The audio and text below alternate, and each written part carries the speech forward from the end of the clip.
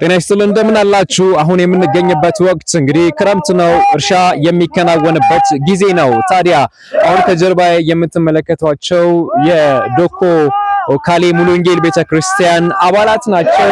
በዚህ መልክ ለአንድ ግለሰብ በደቦ የእርሻ ስራ እያከናወኑ ይገኛሉ። የምንገኝበት ስፍራ ደግሞ በጋሞ ዞን ጨንቻ ከተማ አስተዳደር ዶኮ ሻዬ ቀበሌ ነው። ታዲያ በተለያዩ ጋሞ አካባቢዎች በነገራችን ላይ እርሻ ሲከናወን እንዲሁ በደቦ ወጥተው ነው የሚያከናውኑት። የእርሻ ስራ ሲያከናውኑ ደግሞ በህብረ ዜማ አሁን እነሱ የፕሮቴስታንት እምነት ተከታይ ስለሆኑ በመዝሙር የእርሻ ስራቸውን እየሰሩ ይገኛሉ። ኦርቶዶክስ ሃይማኖት ተከታዮችም በመሰል መዝሙሮች የእርሻ ስራ ያከናውናሉ።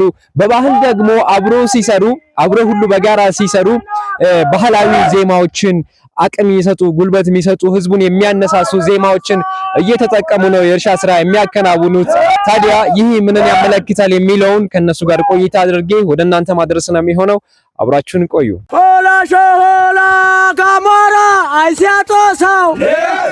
የዶኮ ካሌ ሙሉ ወንጌል አጥቢያ ቤተክርስቲያን አባላት ነው ይሄን በህብረት እየሰራ ያለው። ለቤተክርስቲያን ድጋፍ ስራ ነው እየሰራ ያለው። ከዛ ጋር ተያይዞ የክረምት ወቅት ስለሆነ አሁን አተር ባቄላ እየዘራ ነው ያለ ነው። ስለዚህ ለአንድ ግለሰብ ያው በራሳችን ድጎማ ለማድረግ ቸርቹን ለመደገፍ ያው በጉልበት እየሰራ ነው ያለ ነው። ስለዚህ ከዚህ ጋር ተያይዞ ያው ይሄ ህዝብ ያው አብሮነቱ አንድነቱ ስላለው ነው የሚሰራው። ያው ለተቸገረውም ይሰራል፣ ለራሱም ለጉልበቱም ለቤተክርስቲያን ድጋፍም ይሰራል። የተለያዩ ስራዎችን በዚህ መልኩ እየሰራ ያለበት ስለሆነ ይሄ ራሱ ምስክርነት ያሳያል ማለት ነው። ሴቶች አንደኛ ገብስ ወይም ገባ የሚለውን ገብስ ይለቅማሉ።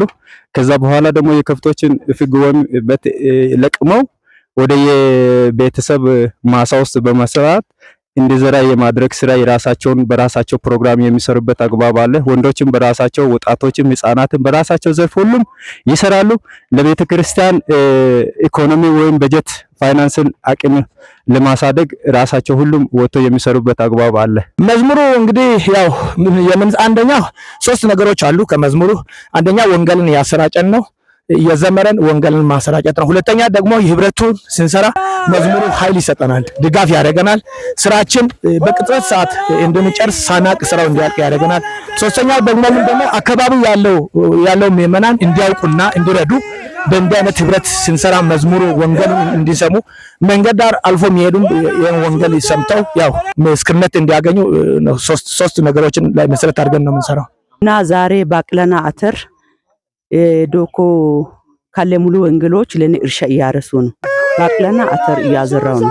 ህብረተሰቡ እግዚአብሔር ባርካው 4 ዓመት ሙሉ ሰርተዋል። እኔም ከነሱ ጋራ ህብረት እየሰራው ነው። እነሱ ለኔ በጉልበታቸው እኔ ደግሞ በገንዘባቸው ቤተክርስቲያንን ለመደገፍ ነው የምንሰራው። ከባህል ጋር ተያይዞ እንደ ቤተክርስቲያን ፕሮቴስታንቶች በራሳቸው መዝሙር እየዘመሩ ነው የሚሰሩት። ሌላው ደግሞ እንደ ካልቸር አርሶ አደሩ ደግሞ በራሱ የሚሰራው አለ። የተወጣጣ ማለት ነው፣ የጋራ ነው።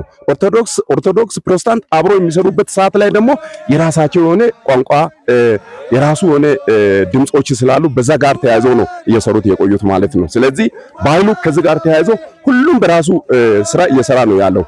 ኦርቶዶክሱ ቢወጣ በራሱ እየዘመረ ፕሮቴስታንቱም በራሱ እየዘመረ እየሰራ ያለበት ሁኔታ ስላለ ነው እየሰራ ያለ ነው።